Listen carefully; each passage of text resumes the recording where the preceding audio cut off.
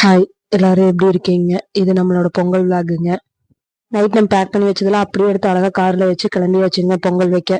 எங்க ஆத்தா கிட்ட ஏதாவது பேசிட்டு இருந்தோம்னா எங்க ஆத்தா சொல்லுங்க, நீ ஆடிக்கு ஒரு தடவையும் அமாவாசைக்கு ஒரு தடவையும் தான் வருது.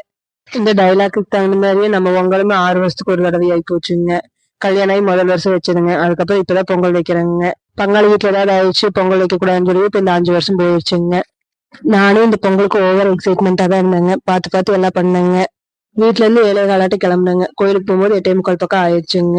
போய் பார்த்தா அங்கேயே ஓவர் ரஷ்ஷுங்க பொங்கல் வைக்கிற இடமே. சரி முதல்ல பொங்கல் வச்செல்லாம் மத்த வேலையை அப்புறம் பாத்துக்கலாம்னு சொல்லிட்டு பொங்கல் வைக்கிற வேலையை தான் ஆரம்பிச்சோங்க. பொங்கல் வைக்கிறதுக்கு அடுப்பு கூட பத்த வைக்கலைங்க. ஜமாப் சவுண்ட் கேட்டோம்னே எங்க ஆள் கிளம்பிடுச்சுங்க டான்ஸுக்கு.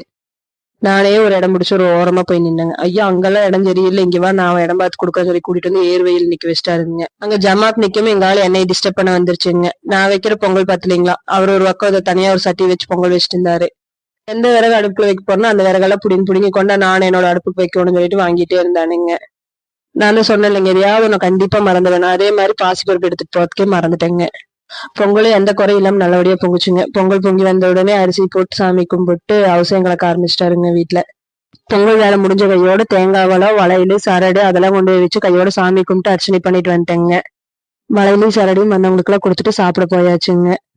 பெரிய அண்டா வச்சிருப்பாங்க சாப்பிடுற இடத்துல. நம்ம செஞ்ச பொங்கல் விஷயம்லாம் அதுக்குள்ள கொஞ்சம் கொஞ்சமா கலந்து விட்டோம்னா வர்றவங்களுக்கு சாப்பிடறதுக்கு வச்சிருவாங்க.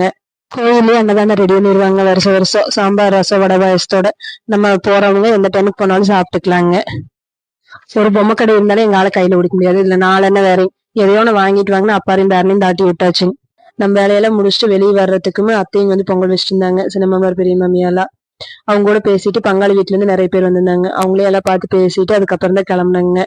அடுத்த விளாக்ல பாக்கலாங்க. பாய்ங்க.